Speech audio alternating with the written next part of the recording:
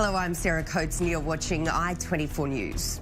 We begin in Iran with the assistant to its foreign minister, Hossein Jabbar Ansari, telling the Iranian newspaper Imad that as long as the struggle in Syria is against the terrorists seeking to overthrow the regime, then the interests of Russia and Iran will overlap, adding that if the issue between Iran and Russia becomes a confrontation, us and Israel, then Russia and Iran will need to cease cooperation.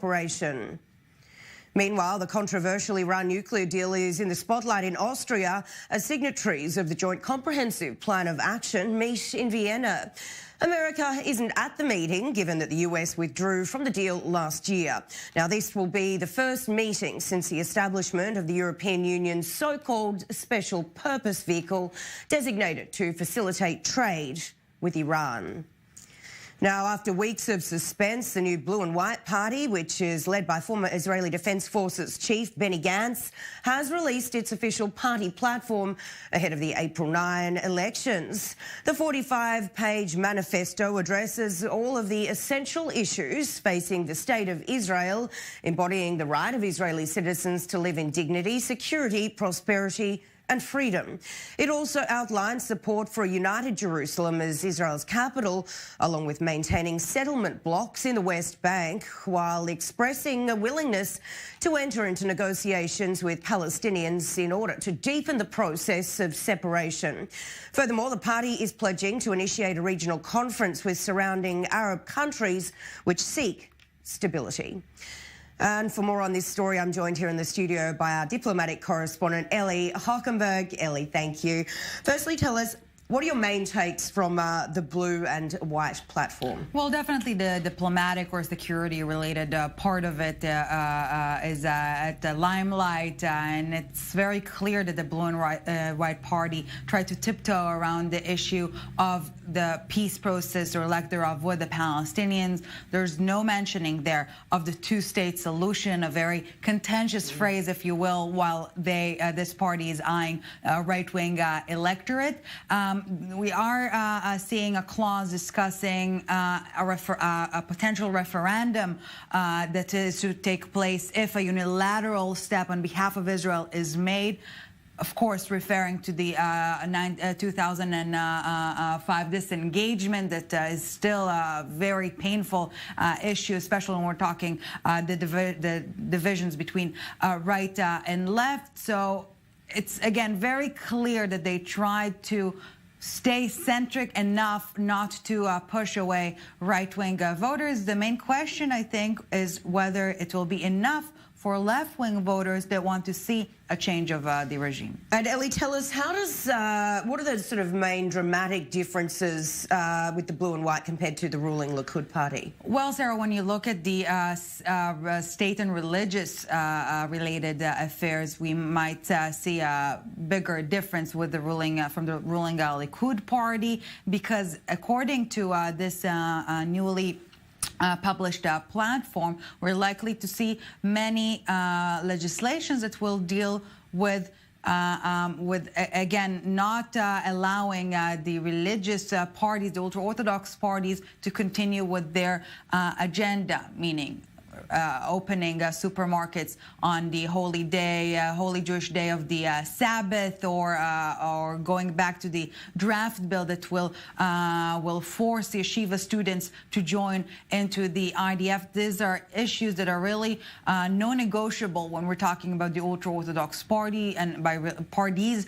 And by releasing this platform, it's very, very clear that the Blue and White Party will not be able to join forces with the two ultra-Orthodox parties. Not sure that even with the right-wing parties. Okay, so what is the sense now, Ellie, here in Israel regarding a favourite? Would you say it's Benny Gantz or Benjamin Netanyahu? Well, recent polls, Sarah, indicate that the two are very much tight in their prospects of suitability to become a prime minister, perhaps more than ever before. But as you know, the name of the game in Israeli politics is who has the best prospects of establishing a coalition. And in this respect, while Netanyahu does not have a clear majority to establish a self-sufficient right-wing coalition.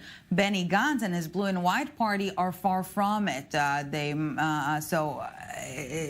It's a very tight race at this point in time, and with only a bit over a month to go, the campaigns are really expected to only get more heated and more fierce, and the mutual attacks, if you will only intensify. Well, Ellie, there certainly was another heated exchange today at the Central Elections Committee meeting after the Attorney General backed a petition calling to disqualify the candidacy of the chairman of the Jewish Power Party. Now, Attorney General Avraham Mandelblit giving his opinion, differentiating between Chairman Michael Ben-Ari and the party's second representative Itamar Ben-Gvir, also recommending authorising the candidacy of the latter. Now, the committee is expected to make a decision later on. Meanwhile, one of Netanyahu's far-right allies from the Jewish Power Party, Bezalel Smotrich, has proposed legislation to help shield politicians from criminal prosecution. Such a move would help Israeli Prime Minister Benjamin Netanyahu to avoid possible indictment for corruption charges, which were announced last week. Now, last week, Israeli Parliament Speaker Yuli Edelstein told I-24 News that such legislation would not pass as long as he is Speaker. And Ellie, walk us through a little bit of background on the Attorney General's decision on the far-right member of the Jewish Power Party. Yeah, so the Attorney General recommended indeed to disqualify Ben-Ari. He's the leader, as he said, of the Jewish Power Party that's recently united with the National Union led by Bezalel Smotrich, you mentioned as well, Sarah, and the Jewish Home Party. So they're running together as a list. The Attorney General said that Ben-Ari should be disqualified over his incitement to violence and racism.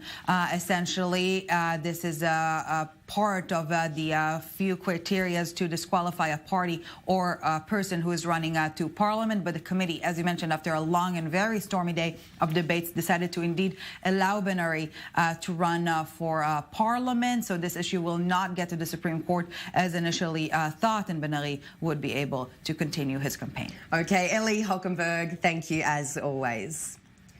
US Secretary of State Mike Pompeo is set to visit Israel as part of a tour of the Middle East, which will also include stops in Lebanon and Kuwait. Pompeo announced the visit on Tuesday, with the State Department saying there won't be any political message behind the visit less than a month before the April election. No specific date has yet been given. Meanwhile, Prime Minister Benjamin Netanyahu is taking a stand, signing an order declaring the Al-Aqsa television channel as a terrorist organisation. Now, the Prime Minister, who's also the Minister of Defence, made the announcement this morning local time on the advice of the security service, the Shin Bet. Now, it says the channel is being used to recruit operatives for terrorist organisations. Disgraced Australian schoolteacher Malka Leifer is reportedly in a psychotic state as she's wanted back in her home country for 74 counts of suspected sexual abuse when she was the principal of a school in Melbourne. Now, Leifer, who's a dual Australian-Israeli citizen, escaped to Israel back in 2008 when allegations of her sexually abusing girls at her ultra-Orthodox school began to surface. Malka was arrested in Israel in 2014 and was later released on bail. She's avoided several extradition hearings due to what she says are extreme anxiety attacks. We feel frustrated that this has taken so long. We feel that, it's important for us to be here, for everyone to see that there are victims waiting every day for this to end. And we feel optimistic that hopefully after everything that's come out in the last 10 weeks, that this will finally come to an end. And we're taking a short break, but when we come back, we'll bring you results from a poll which has just been released showing that support for Israel has dropped among Americans regarding the long-time conflict with Palestinians. Stay with us.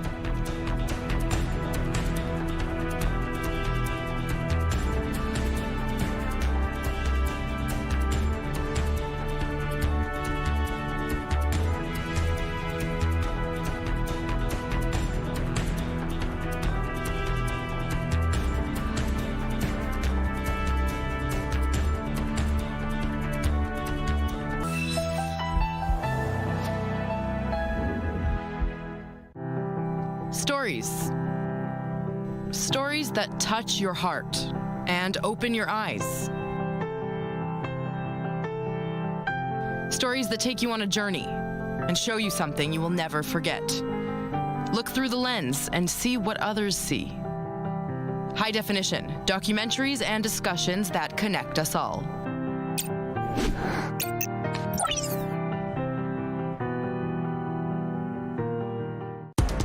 David, what should we lead with tonight? Iran, China, Russia, D.C.? How about North Korea? Well, on Crossroads, we usually cover them all. I'm Tal Heinrich. And I'm David Schuster. Join us each night for hard-hitting interviews, detailed analysis, And the most important information you need to know.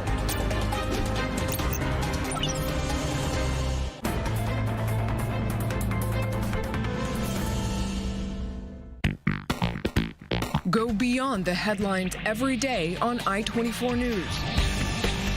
Host Ami Kaufman talks to the news makers and pundits to bring you the story behind the headlines. Watch The Spin Room, Mondays and Thursdays, 4:05 p.m. Eastern, only on I-24 News.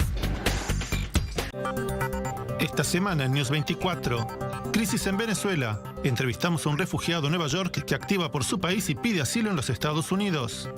Sabores del Medio Oriente. Representantes de distintas comunidades que viven en Israel nos presentan sus platos tradicionales.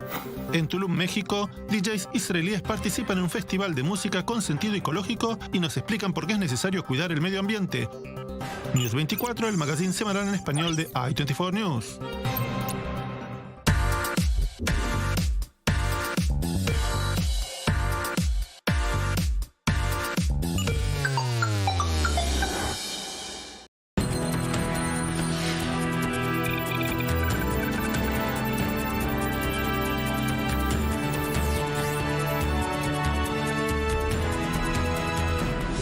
Thanks for staying with us. A new report shows that American support for Israelis in the conflict with Palestinians has dropped to 59%, which is the lowest figure in a decade. This according to a Gallup poll released today. Now, it shows that 59% of Americans are more sympathetic to Israel in the long-time conflict compared to 21% who say they sympathise more with Palestinians, which is a 5% drop since last year and the lowest mark since 2009.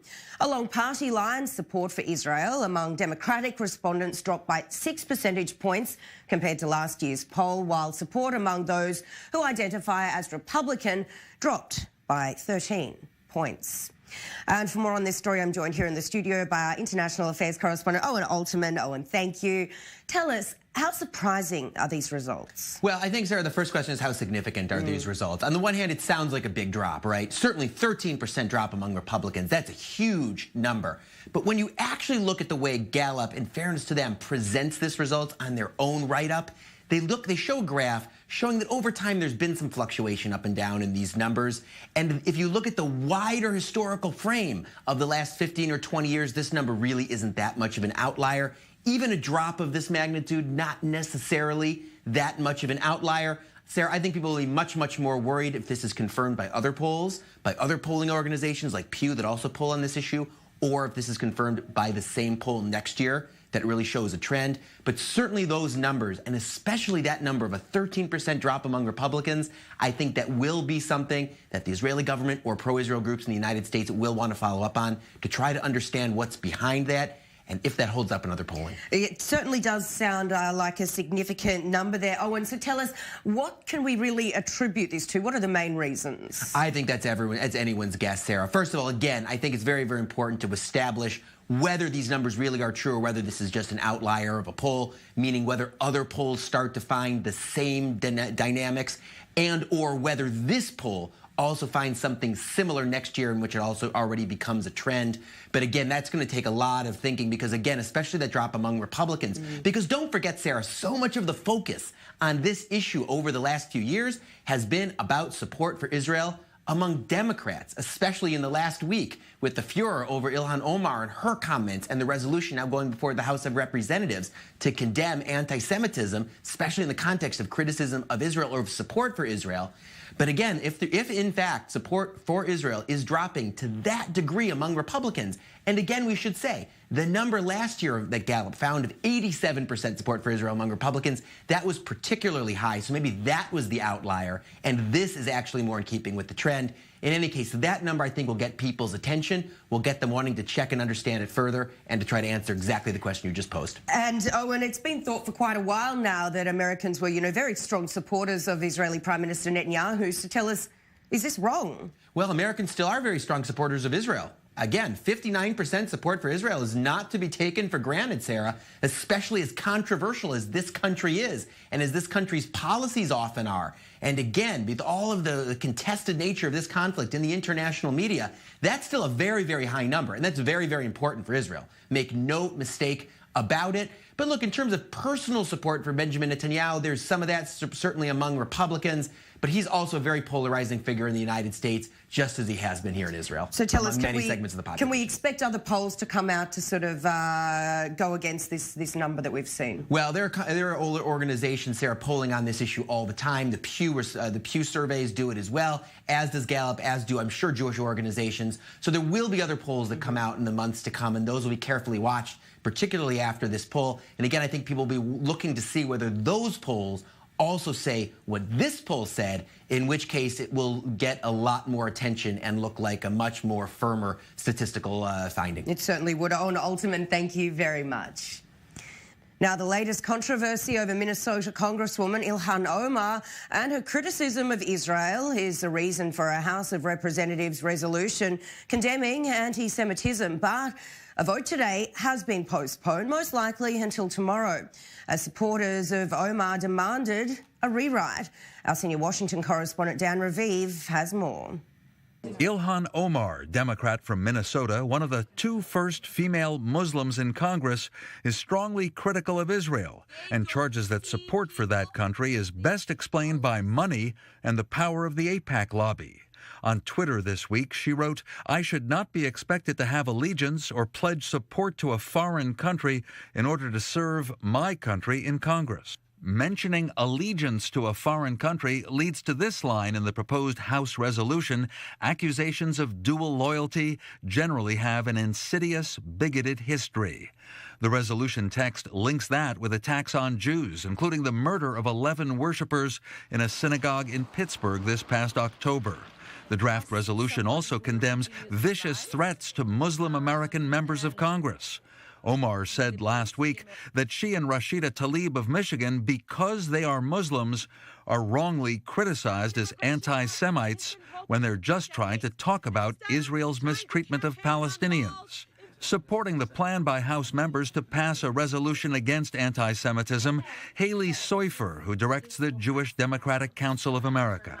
An effort to define anti-Semitism, including the use of prejudice and generalizations, stereotypes that have been used to target Jews over time, such as dual loyalty accusations. And it's also an effort to just generally denounce anti-Semitism, for the Congress to speak in one voice.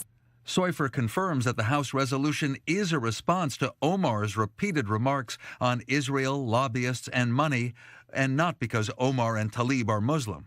We celebrate the diversity that they bring to Congress.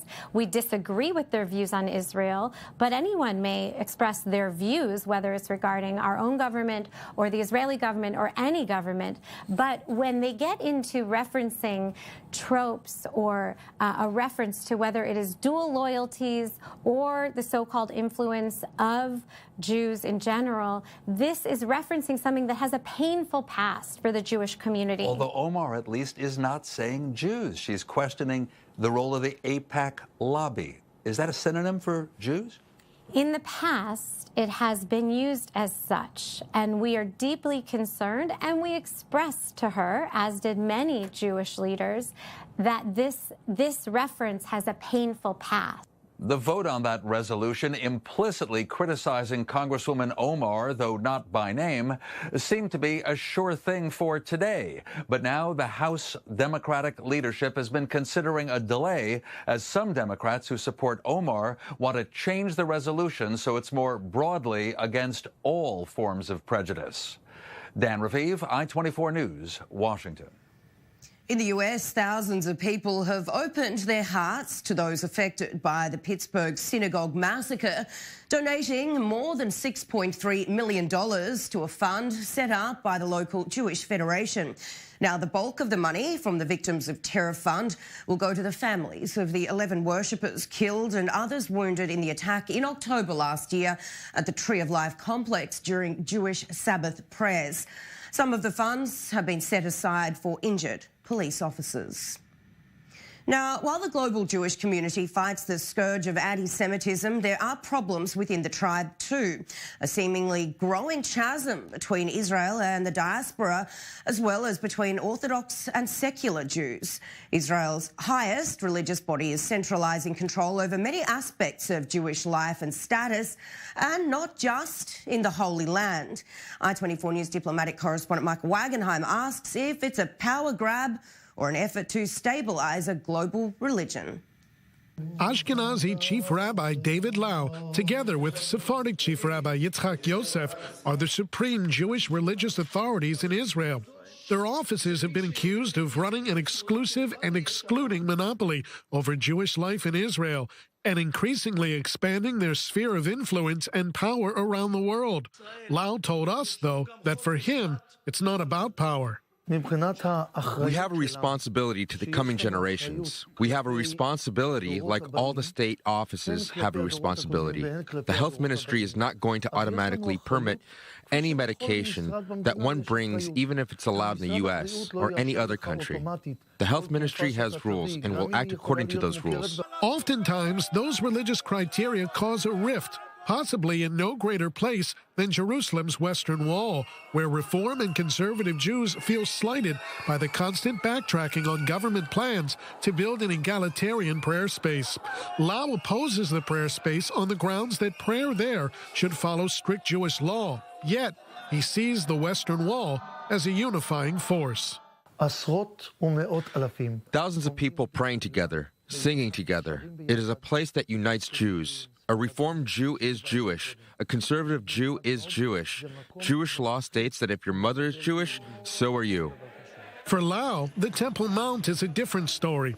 Judaism's holiest site, the home of the first two temples, is, according to rabbinate policy, off-limits to Jews for fear of walking on the very spot where God's presence would appear in temple days. That hasn't stopped an ever-growing movement of Jews from ascending to the Mount to push for Jewish prayer rights and advance the coming of the Third Temple. If I had been chief rabbi at the time of the Six-Day War, I would have asked to close the Temple Mount then. We are not pure enough, and the Temple Mount is a holy place. And a holy place is not a place for demonstrations and to show we are here. We are not here. Jews have been praying to this place for so many years, and it is holy, and we are not allowed to go there. But one of the reasons Orthodox Judaism is struggling in the diaspora is purity. How does one stay true to the laws of a 1,000-year-old rulebook like Torah in modern times? Judaism speaks first and foremost about the person, to know and understand that there is a creator, that everyone has a purpose in this world. All technological advances don't matter because the Torah is always relevant. And now for some culture news. A never-before-seen batch of manuscripts which belong to Albert Einstein are being unveiled in Jerusalem. Our correspondent Daniel Campos has more. So we're here at the Hebrew University of Jerusalem celebrating the arrival of new letters written by Albert Einstein that will belong now to the archive, the Einstein Archive here at Hebrew U. And we have the pleasure to be having with us here a relative of Albert Einstein himself. Great having you. Tell me again, what's your personal connection to Albert Einstein through your parents? My father's side of the family. So my father's mother, her name is Lena, and Einstein grew up together. They were cousins, good friends, lifetime corresponders, and gossip buddies. And so there's a body of letters that he wrote to my family that I grew up with. How do you feel regarding the letters coming home to Hebrew University? Why should this be the center of the Einstein Archive? There's such a connection between Albert Einstein, maybe one of the biggest legends in terms of science, and Hebrew University, which are pioneers of science going forward.